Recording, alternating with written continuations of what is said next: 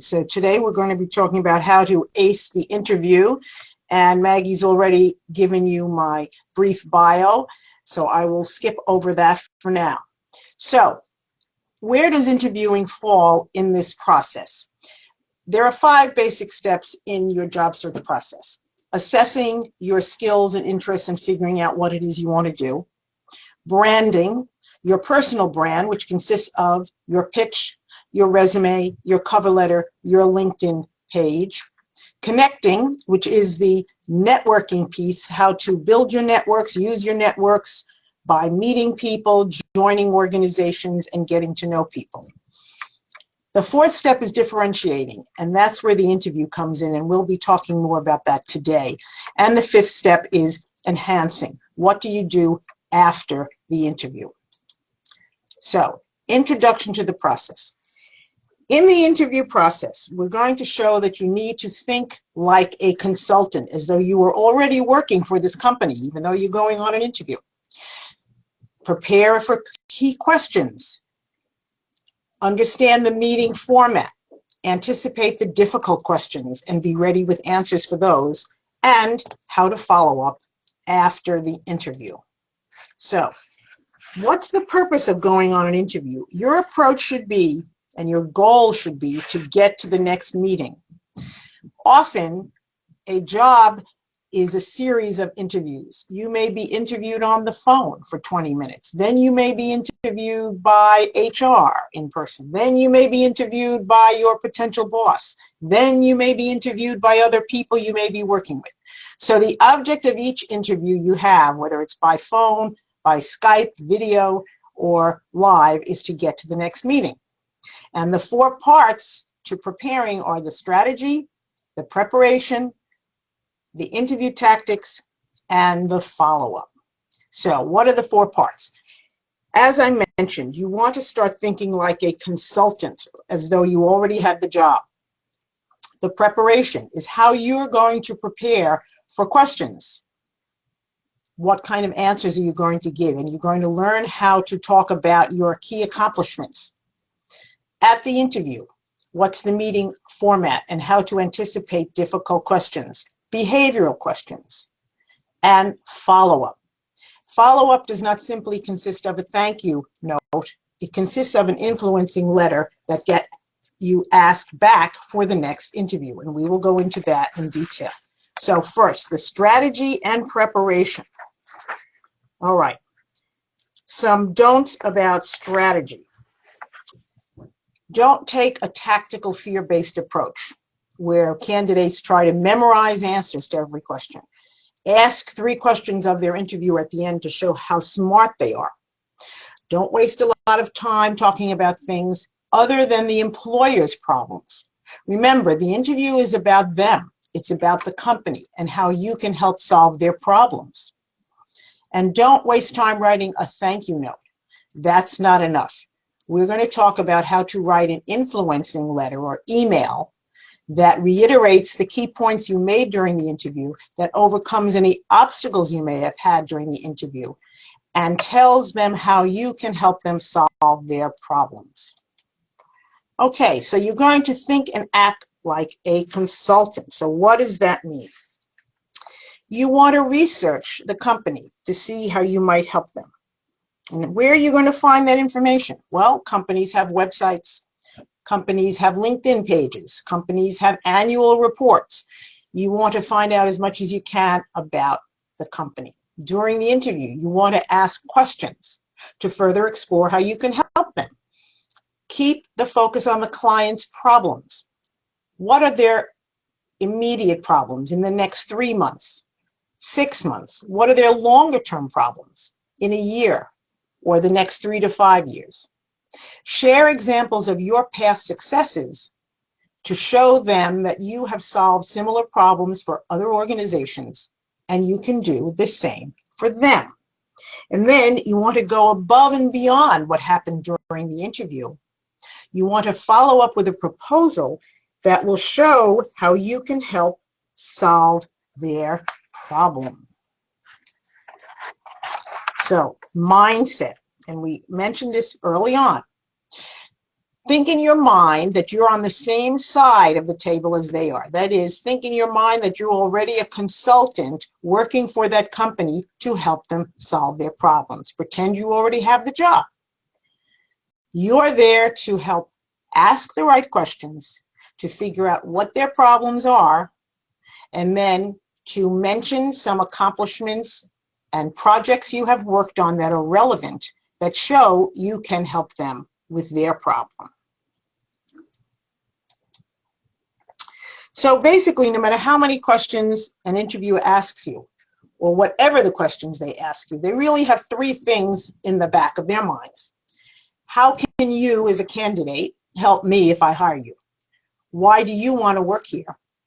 And will you fit into the company culture? Oftentimes, when interviewers are looking at candidates and they compare two candidates who may have the same experiences and the same skill set, how do they make a choice? It boils down to who will best fit in with the company culture, who will best fit in with the team of other staff people they will be working with, and how will I, as this person's manager or supervisor, get along with this person who I'm hiring. Okay, preparation checklist.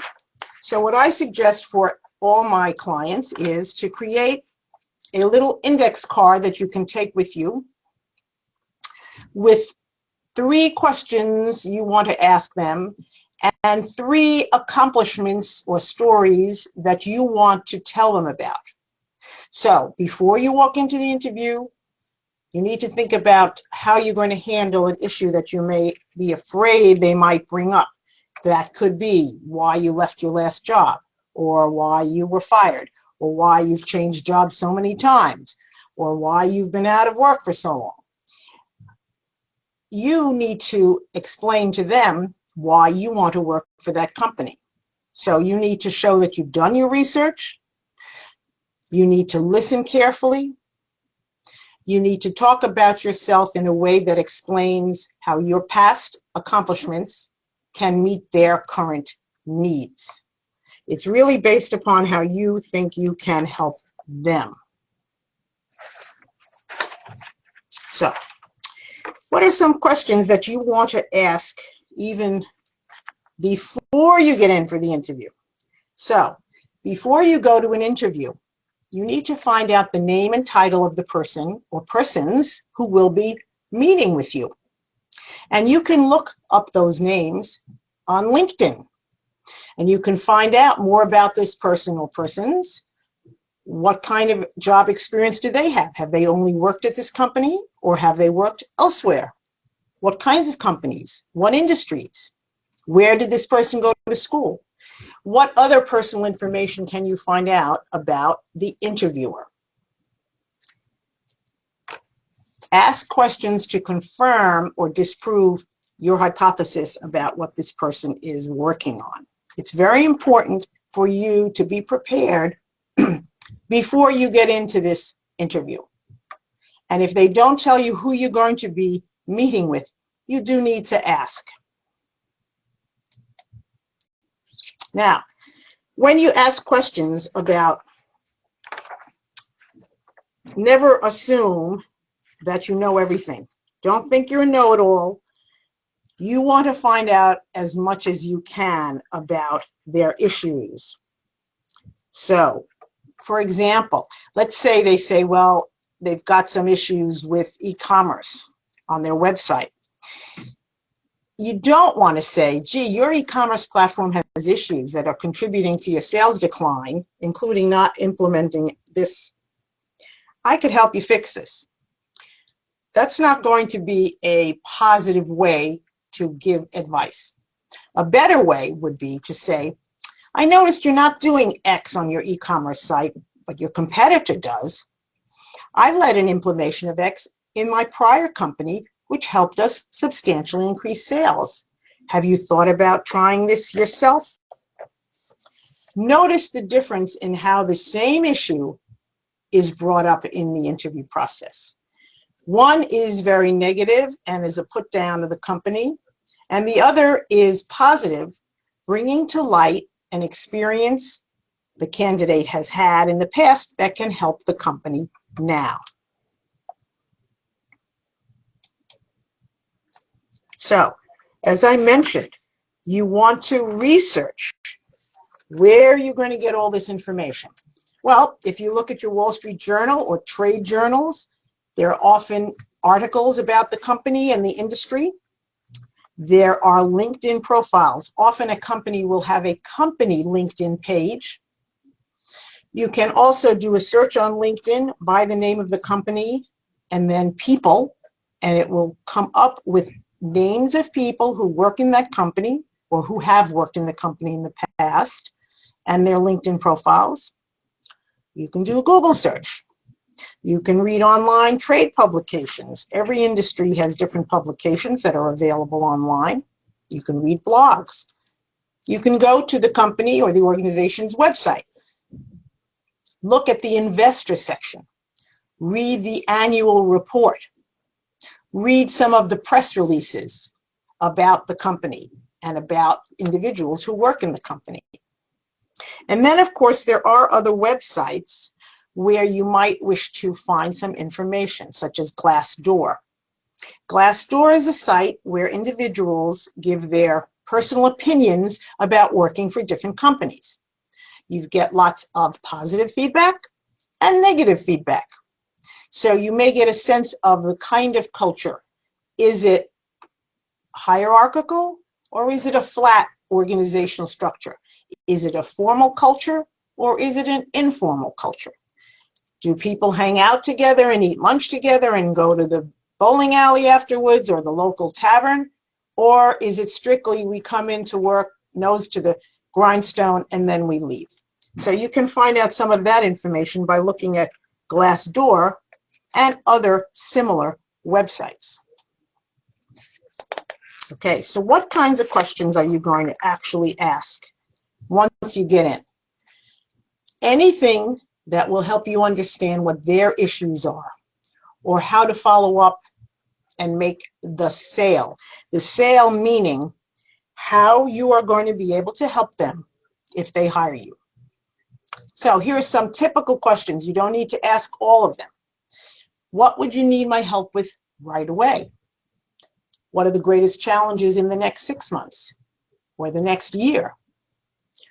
Who will I be interacting with and how? You really want to get a sense of who are the other people in the company that you are going to be working with.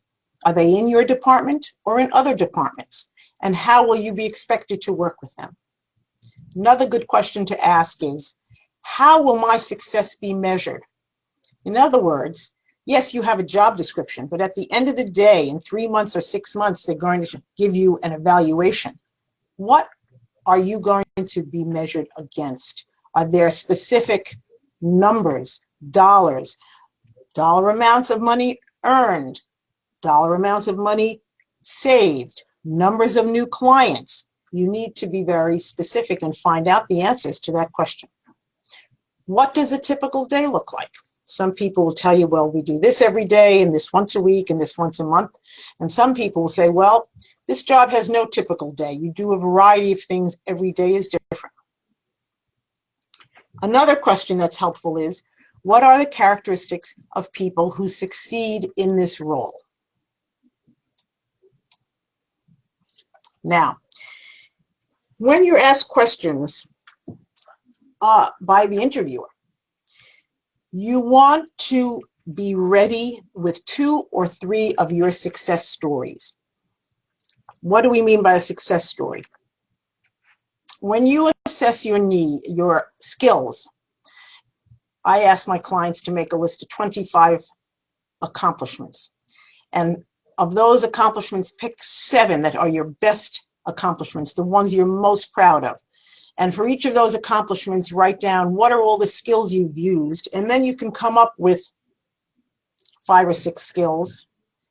Pick 2 or 3 of your accomplishments that you are the most proud of, and use one of those stories each time you answer a question by the interviewer. So instead of memorizing answers to lots of questions, you're better off familiarizing yourself with your own accomplishments, 2 or 3, and use them during the course of the interview to answer the interviewer's questions.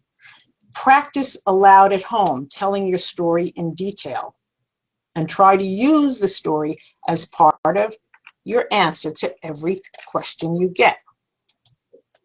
So, what's the format of a success story?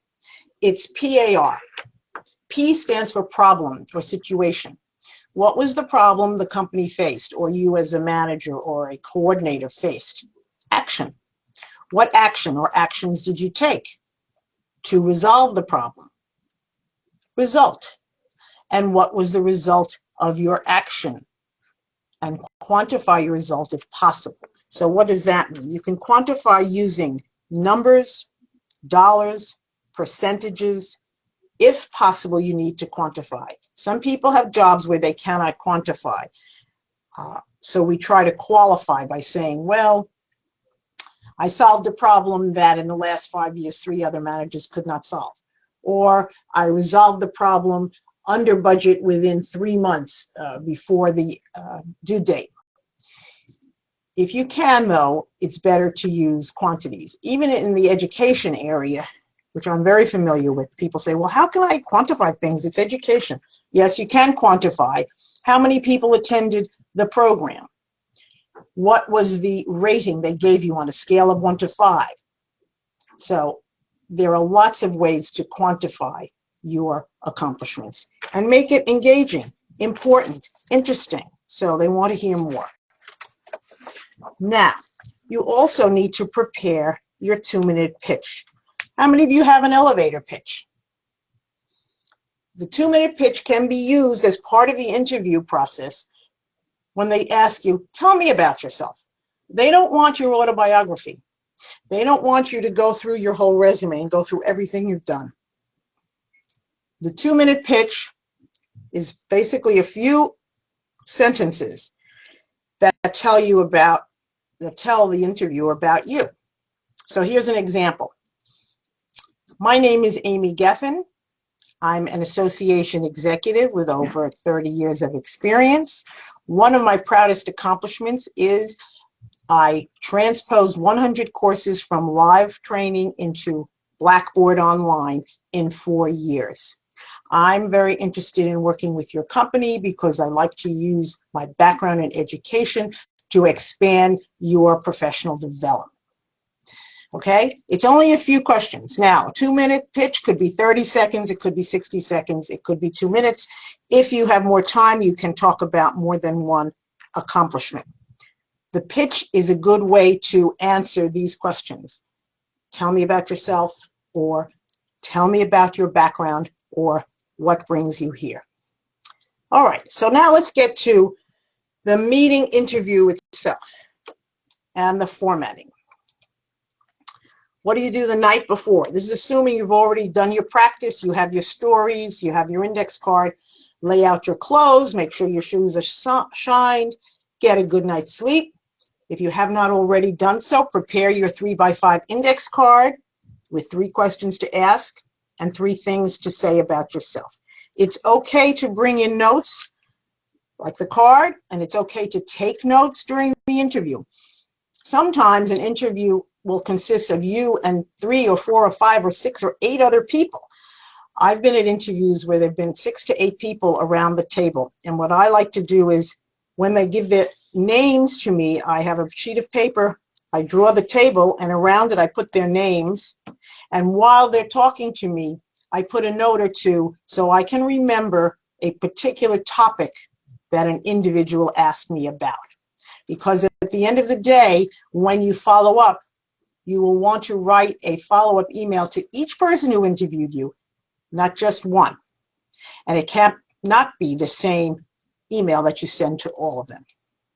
So dressing for the interview, whether it's in person or it's a video, what not to wear. White especially on a camera is too bright. Black will wash you out. Pinstripes, herringbones, too busy, and they often get muddled. And bright colors create an unnatural tint. So what's safe to wear? Light blue, navy, dark blue, solid neutrals like blush or pink or beige, Men should be wearing a suit and a tie. Women should be dressing with a scarf or a necklace.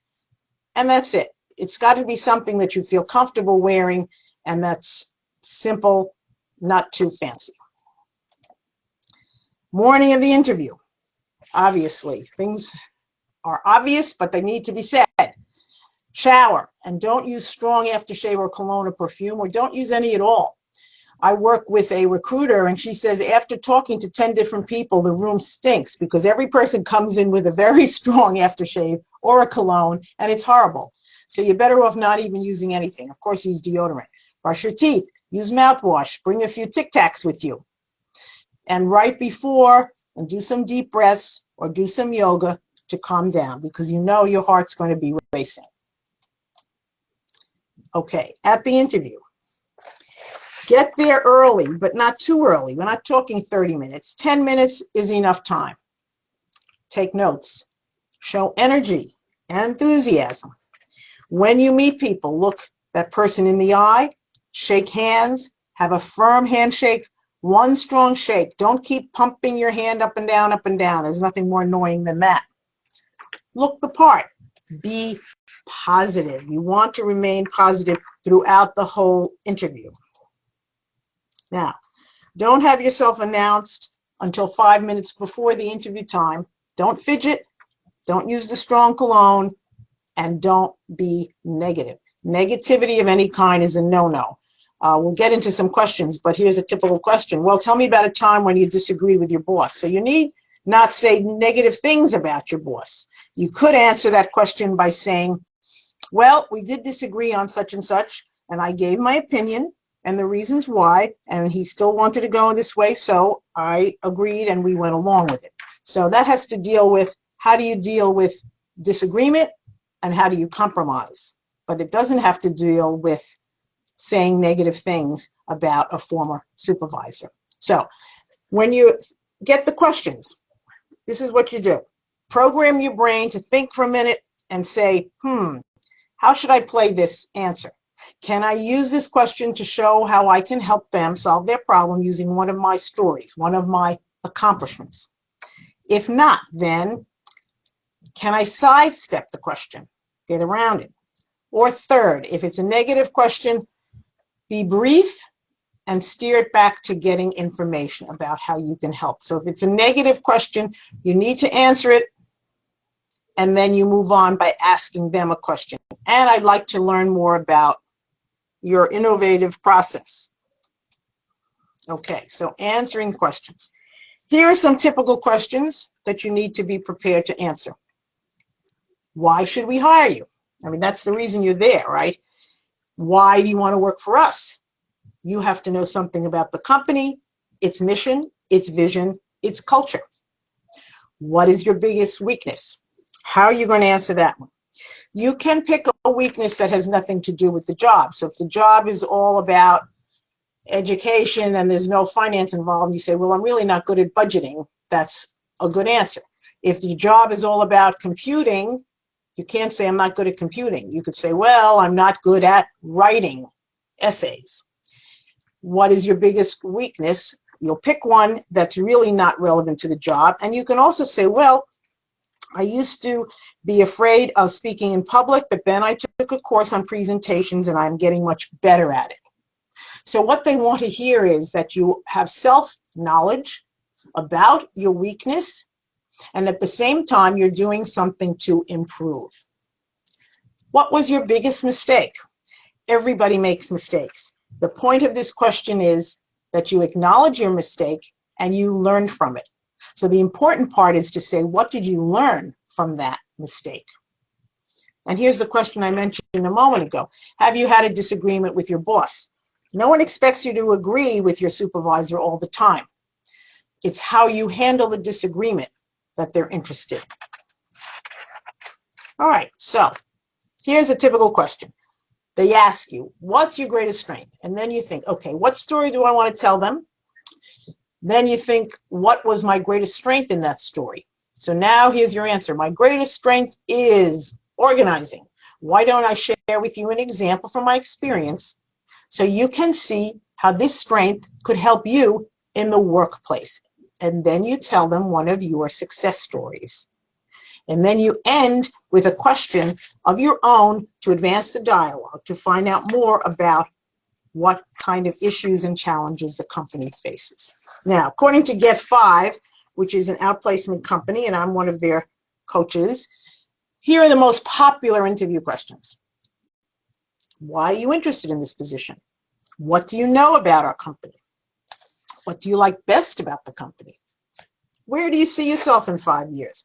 Now, this one can be tricky because they want people to be ambitious, but they don't want you to say, well, yeah, I'm not going to be here, I'll be someplace else, or I want to get a manager's job. If they're hiring you, they want you to be in the same job for a few years. What is your ideal work environment? Describe your work ethic. Tell me about yourself. That can be the pitch. Describe yourself in 3 words. I would pick 2 hard skills and maybe a soft skill, such as I'm good at planning, writing, collaborating with others. Tell me about a time you made a mistake. How did you address it? And what did you learn? Again, the important part is, what did you learn from your mistake? What's your favorite aspect of your current position? Tell me about a time you worked as part of a team. So, behavioral questions. Behavioral questions always start with, tell me about a time when. This is all about how you interact with people, how you learn from your mistakes, and less about your hard skills. So here are some examples of behavioral questions. Tell me about a time when you disagreed with your boss, when you had to convince a team of a direction that they did not want to go in. So this shows your convincing skills, your persuasion skills. Tell me about a time when you failed. Again, and what did you learn from it? Tell me about a time when your work was criticized. Again, and what did you learn from it? How did you change your behavior? Now, references. Sometimes you'll be asked for references early on, and it's really not a good idea to give out the references until you're close to an offer. First, you need to protect your references, because if they're not really interested in you, why do you want them to bother those people who are so important to you? Tell them you need to contact your references beforehand, and then use this as an excuse to give them your strongest references first. Then you discuss with your references, I am applying for this job at this company. This is what they're looking for. You may recall that when I worked with you, I did such and such. You want to prepare your references before the company calls them, so that they know what the job is about, they know what the company is looking for, and then they can give a strong recommendation for your skills. Tie your answers into what job success means to the interviewer. This means they're looking for answers that reflect your authenticity, your leadership qualities, abilities. How do you respond to pressure? Are you self-aware of your weaknesses, for example, of your failures? How do you behave? Your functional abilities, the day-to-day job, your strategic abilities, long-term planning, goal setting, how you think, what's your level of commitment?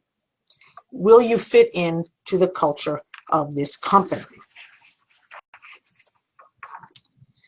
Now, the interview follow-up begins at the interview's close. You can ask these 2 questions. Now, they may or may not answer them. Are you interviewing other candidates? How do I measure up to the others that you're seeing? And how do you feel about moving my candidacy forward? Now, they may say, well, gee, we can't tell you about the other people. And you can say, well, I'm really just trying to find out if they have some skills that I'm missing, or is there anything I'm lacking that would be important for this job? And then you can deal with that when you follow up in your follow-up email. Okay, now, Skype interviews. This is if you're going to be interviewed on camera. Try to avoid sitting in a chair with wheels or swivels. Try a straight back chair that helps you sit tall. Our inclination is to lean toward the camera, but avoid getting too close because the camera must refocus and you'll look too aggressive. Focus on open postures, broad shoulders, and lean into the back of your chair. Eye contact. Now, in a video interview, it means you got to look into the camera. Position the video window of your interviewer close to the camera lens. Try to smile, be relaxed, keep both feet planted on the floor. That grounds you. And if you breathe through your nose, it will calm you down a bit. Be more conscious of pausing after a question is asked. Make sure you don't speak on top of someone. Wait until they stop talking before you talk. Don't allow the feature where two people can speak at the same time, so try not to interrupt. Now, what happens if the interviewer gets off the topic? Ask you a question, oh, how's your tennis game? Oh, hey, we both went to the same school, or why'd you leave your last job? Or why was your GPA less than stellar? If you've been out of school for more than 10 years, that's going to be irrelevant, but a recent college grad, they would ask you about that. Handle the question quickly, short answer, don't lie, and then follow up with a question to move back into dialogue mode to find out more about the company. Now, some interviewers keep talking and they don't allow the candidate, you, to get a word in edgewise. Well, if they don't let you get a word in, you really have to find a place to interrupt because you do need to talk about you and what you can do for them. So, again, difficult questions. Use a strategic approach. This is a game. Think how you're going to play it. Have positive answers for everything. They want this to work. They wouldn't be interviewing you if they didn't think you were a viable candidate. Keep your answers brief if they're uncomfortable, and then change the subject back to them by asking them a question. So you program your brain. First, as we mentioned, let me go back a minute. First, can you use a story? Second, how's that story relevant?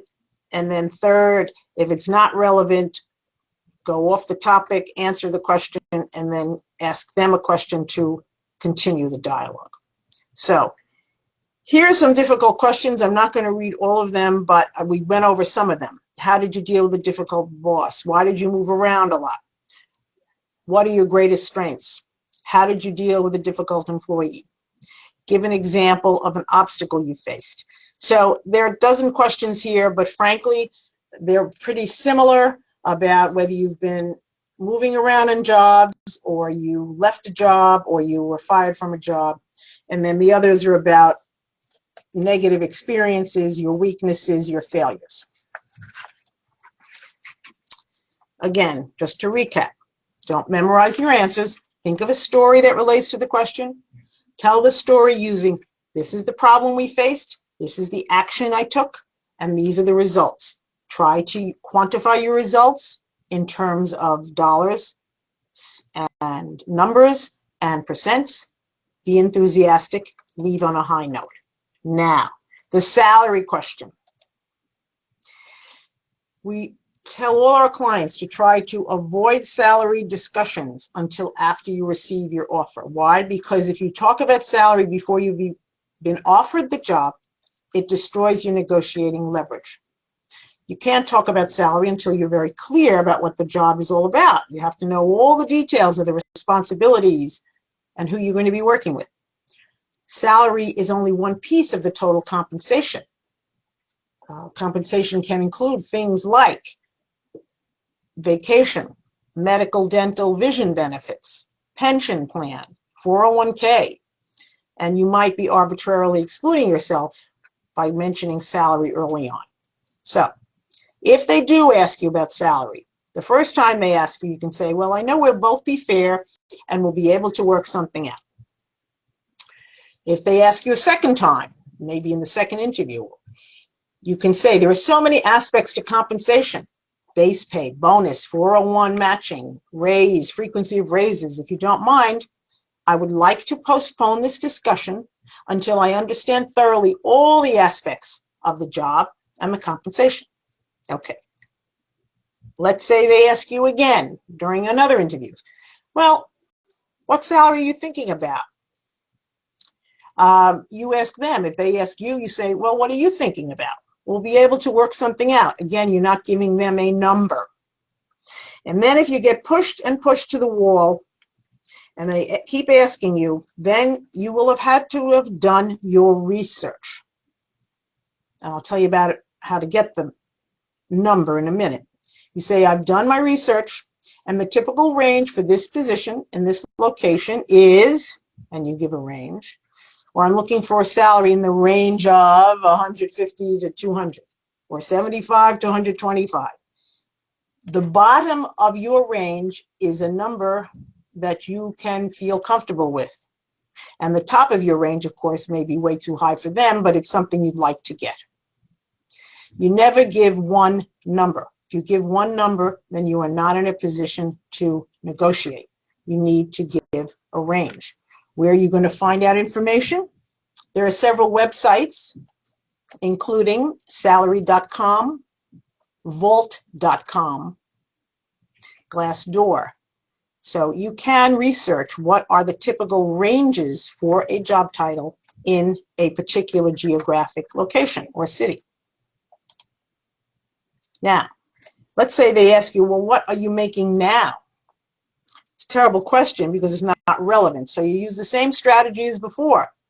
And you say, well, I'm sure you're going to be fair. You go through the three things. Or I'd really like to learn more about the details of the job before we discuss salary. And then if they insist, you can say, I don't see how that's relevant. I want to be paid what's fair, what I'm worth in the market. Now, and if they keep on insisting, and frankly, it's illegal to ask that, and they cannot call your previous company and ask that. The company is not supposed to tell them. But if they keep insisting, that may be a bad sign for the company culture. And then you may want to reevaluate whether you would like to work for them or not. Okay, so after the interview, this is the important piece about after the interview, you want to send a letter to each person who interviewed you. Do not send the exact same letter. Include areas you forgot to bring up. Maybe you forgot to say something very important during the interview. Include areas that you didn't do justice to during the interview. Perhaps there was an answer or two that you weren't quite happy with and you would have liked to say something different. Use the opportunity of writing this email to say what you would have liked to say. Address any objections they raised about your candidacy. For example, if they said, well, we're interviewing other people and some people have X as a skill, but you don't, then you need to talk about that. Show what you learned about their company and their issues and show how you can help solve their problems. This does two things. One, it shows that you're listening to them. And two, it shows how you can transfer the skills that you used elsewhere to help the company solve its problems. Remember, you are responsible for connecting the dots. Don't expect the interviewer to connect the dots. Now, you may want to go above and beyond just simply writing a follow-up, and that's called writing a proposal. If you know you can do the job, but they're not convinced, you need to write a proposal. You can state the problem, state your experience, state your solution, and give a timeline. I'll give you an example. There was a woman who was a very good writer, and she wanted to become the editor of a newsletter for a law firm, but she hadn't worked for a law firm before. And they said to her, well, yeah, you've got great writing skills, but we don't think you're appropriate. So she did some research, and she wrote a newsletter, a mock newsletter, but about legal issues, and sent it to them. And they were so impressed that they gave her the job. Here's another example. There was a person who interviewed for a job for sales analysis, and she said she thought she was very good at analysis, but they didn't think she really had strong analytical skills. So she asked them in her follow-up to send her some raw data on an Excel spreadsheet. They sent her the raw data. She used the data, she analyzed the data, she wrote a report and sent it back to them and said, I'd like to come in and discuss it with you. And they were nice. They did send her data, and a week later she sent them the proposal, and she got a meeting with them, interviewed again, and she got the job. So sometimes if you really feel you want the job and you feel you're qualified for the job, it takes a little bit more than a letter. It takes a proposal. So you can write a newsletter, you can analyze sales data, you can create a PowerPoint, and then you need to call to make the appointment. So interviewing, treat the interview as a consulting meeting. Do your research beforehand on the company and on the individual or the individuals interviewing you. Remember to ask questions to ferret out their issues, their challenges, their problems and goals for the next 3 to 6 months, 1 to 3 years. Remember to talk about your accomplishments and how you can help solve their problems. Remember, the interview is always about them, about the company. It's not about you. And remember to follow up with each person who interviewed you. So, and that's it. I want to thank you very much. Thank you for the opportunity. And Maggie, see if there are any questions in the chat box. Okay, great. Thanks, Amy. I'll remind everyone, if you have a question, you can use that chat box, or you can also email info@savvyladies.org. And I did see we had a question come in during the presentation, which is saying that you talked about having the interview be about how you can help the employer. But what can you do when a potential employer is really putting a spin on everything and isn't really telling you about the company's problems? Do you have some tips for that? Well, then you would, 2 things. One, you need to do a little, have done research about the company beforehand to see if you can ferret out any problems. And the other is to say, well, what would be the programs or issues or projects that you would have me work on as soon as I hit the ground running? Okay, so perhaps in their discussion of what they want you to be doing, you may be able to ferret out, well, there are some issues. Okay. The other way to find out is perhaps if you go on Glassdoor and you look up the company and you read the comments by individuals who worked at that company, perhaps you can find out there.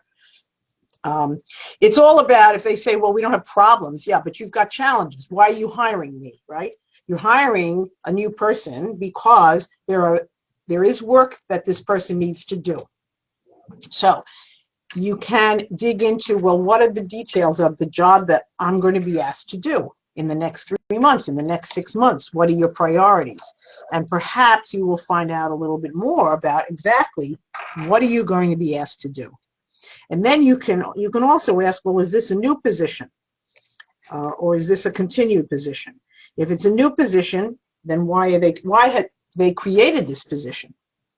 If it's not a new position, you can ask, well, who was in the position before me and why did they leave? So you need to be prepared to listen carefully and see if you can come up with questions to dig in a little deeper. Good question. Okay, great. Thanks, Amy. Another question for you is asking about a gap in employment history. And do you have some advice on how to handle that question in an interview? Good question. All of us have had gaps at one time or another. The question is, what have you actually been doing during that gap aside from looking for a job? We know you're looking for a job, right? So what have you been doing?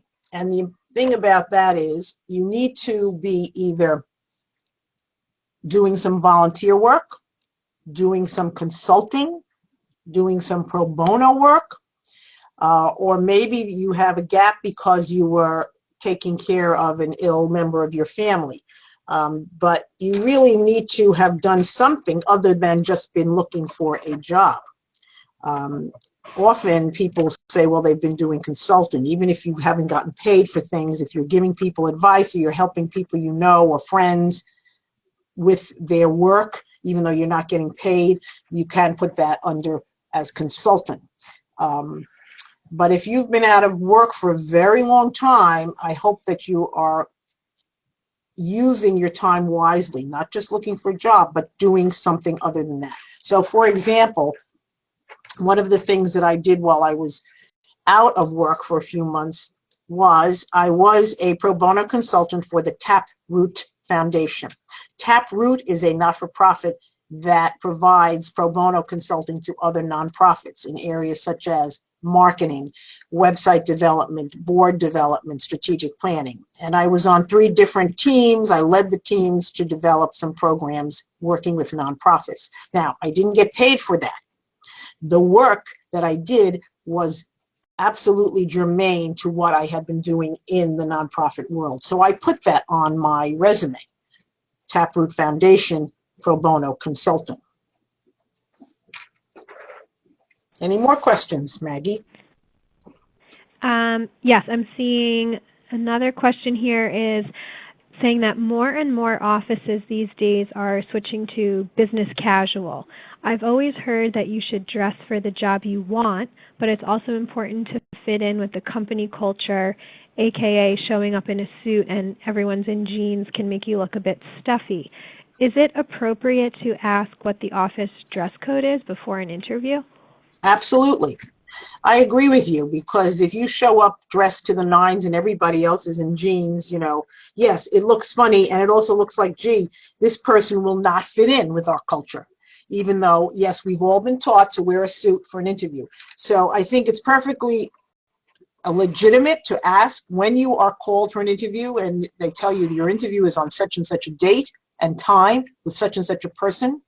You say, what's appropriate dress for the interview? Are you formal, or are you business casual, or dressed down casual? Good question. I would suggest asking the question before you get to the interview. Okay, thanks. This might be the last question for you, which is saying that I've had an interview years ago where the potential employer just wanted me to ask him questions because he figured I had been asked enough questions throughout the process. And I've always thought about this. And as you get later into the interview process, is it okay for the questions that you're asking to get a little more personal and specific? I was really caught off guard at that time and would like to be prepared for the future. I don't think the questions should ever get personal. They should always be about the company and the job. Now, you might ask this person if they're 2 levels above you. Let's say this is not going to be your supervisor. Maybe it's the CEO of the company or managing director, and you're not going to be reporting directly. Maybe your supervisor reports to this person. You can ask questions as, what are your priorities? How do you handle your job? What teams are you working with on your job? The question should really always be about the company and about this person's job. You can ask them something like, oh, well, what has been your career path to get you to this position? Personal in that it's related to the person, but it's really not personal, okay? Okay. All right. That's some good advice. All right. Those look like all the questions that we have. So I want to thank you, Amy, for an excellent presentation, and I want to thank everyone for joining us today and asking questions. We will be sending out a link for the replay and some contact information. We hope you'll be joining us again. So thank you so much, Amy. It was really great. Oh, and yes, here's the contact information as well. Okay. Thank you very much, everybody. Don't hesitate to contact me if you have any questions.